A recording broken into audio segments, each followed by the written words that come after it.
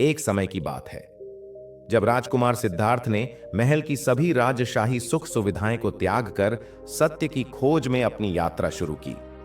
वर्षों की कठोर तपस्या के बाद जब वे बोध गया में पीपल के वृक्ष के नीचे बैठे थे तो उन्हें आत्मज्ञान प्राप्त हुआ और वे बुद्ध कहलाए।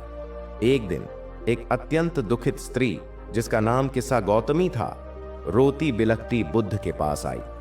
उसका एकमात्र छोटा बच्चा मर चुका था और वह अपने दुख में इतनी डूब चुकी थी कि वह इस सत्य को स्वीकार ही नहीं कर पा रही थी। वह गांव गांव भटक रही थी, हर किसी से अपने बच्चे को जीवित करने की प्रार्थना कर रही थी। अंततः किसी ने उसे बुद्ध के पास जाने की सलाह दी। उसने अपने मृत शिशु को बुद्ध के चरणों में रखा और करुण स्वर में विनती की, हे प्रभु, आप तो ज्ञानी हैं, मेरे बच्चे को जीवन दान दे दीजिए, मैं इस असहनीय पीड़ा को सहन नहीं कर पा रही हूं। बुद्ध ने उस दुखी मां की ओर अत्यंत शांत और दयालु दृष्टि से देखा। उन्होंने किस्सा गौतमी से कहा, है माता, तुम्हारे दुख को मैं समझता हूं और तुम्हारे बच्चे को जीवित करने के लिए मैं तुम्हारी मदद कर सकता हूं, लेकिन तुम्हें मेरे लिए एक छोटा सा कार्य करना होगा। किस्सा गौतमी की आंखों में आशा की एक छोटी सी किरण जगी। उसने तुरंत कहा, हे प्रभु, मैं कुछ भी करने को तैयार हूं, बस मेरा बच्चा वापस आ जाए। बुद्ध ने कहा, ठीक है, तुम गांव में जाओ और किसी ऐसे घर से एक मुट्ठी सरसों के दाने लेकर आओ जिस घर में आज तक किसी की मृत्यु न हुई हो। यदि तुम ऐसे दाने ला सकी तो मैं तुम्हारे पुत्र को जीवित कर दूंगा। किस्सा गौतमी तुरंत गांव की ओर भागी। उसके मन में आशा और कार्य पूरा करने का दृढ़ संकल्प था। वह पहले घर गई और पूछा, क्या इस घर में कभी किसी की मृत्यु हुई है? उस घर के लोगों ने दुख भरे स्वर में कहा, हे देवी, यह कैसा प्रश्न?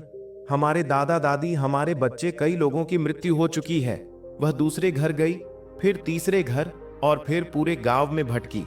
हर घर से उसे वही उत्तर मिला। किसी ने अपने माता पिता को खोया था, किसी ने अपने जीवन साथी को और किसी ने अपने प्यारे बच्चों को। हर घर पर उसे दुख और शोक की कहानियां सुनने को मिली। शाम तक किस्सा गौतमी खाली हाथ थक कर लेकिन अब शांत होकर बुद्ध के पास वापस आई।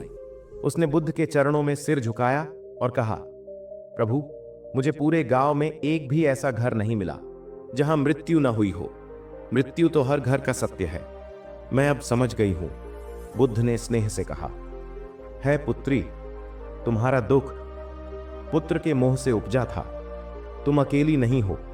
जन्म लेने वाले हर प्राणी के साथ मृत्यु का दुख जुड़ा हुआ है। जब हम किसी वस्तु या व्यक्ति से तीव्र इच्छा और मोह रखते हैं तब उसके खो जाने पर हमें उतना ही तीव्र दुख होता है। यह दुख ही जीवन के नश्वर सत्य को स्वीकार न कर पाने का परिणाम है। बुद्ध ने आगे समझाया, सुख और दुख का मूल कारण बाहरी घटनाएं नहीं, बल्कि हमारी आंतरिक इच्छाएं और उन इच्छाओं से उत्पन्न मोह है। जब तक हम संसार की नश्वर वस्तुओं से आसक्त रहेंगे तब तक दुख का अनुभव करते रहेंगे। इस संसार में सब कुछ क्षणभंगुर है। यह जानना और स्वीकार करना ही दुख से मुक्ति का मार्ग है। किस्सा गौतमी ने बच्चे के प्रति अपने अत्यधिक मोह को त्यागा और जीवन के इस अटल सत्य को स्वीकार किया।